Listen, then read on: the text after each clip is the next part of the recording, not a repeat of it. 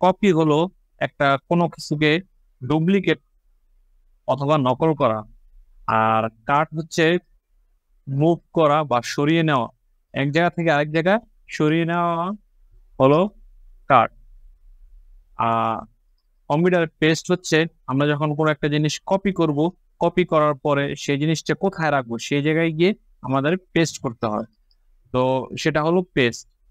তো আমরা যেমন এখানে কাউ, দা কাউ, এই দা কাউটা আমরা যখন এই কাউটা আরেক জায়গায় নিয়ে যাব তখন আমরা কপি করব। তো কপি করতে হলে এখানে আইকন রয়েছে উপরে, এই যে হোমের নিচে, ট্যাবের নিচে কপি, বা এই শর্টকাট কি হলো কন্ট্রোল সি।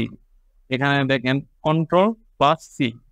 তো কপিতে ক্লিক করার পরে আমরা এখানে ডাবল ক্লিক করে যখন এই জায়গায় সিলেক্ট করলাম, এখন আমরা কন্ট্রোল ভি, অথবা এই যে পেস্ট লেখা আছে, এখানে লেখা আছে যে কন্ট্রোল ভি, এখানে শর্টকাট গিয়ে দেখাচ্ছে, আপনারা দেখতে পাচ্ছেন কন্ট্রোল ভি এখানে।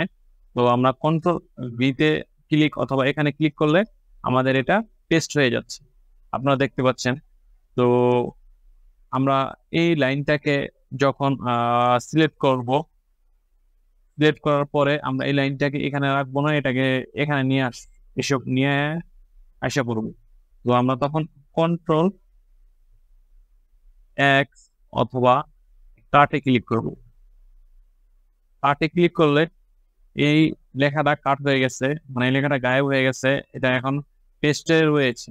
তো আমরা পেস্ট করলে, পেস্টে ক্লিক করলে এই লেখাটা এখানে পেস্ট হয়ে গেছে, মানে এখান থেকে সরে এখানে চলে এসে হচ্ছে।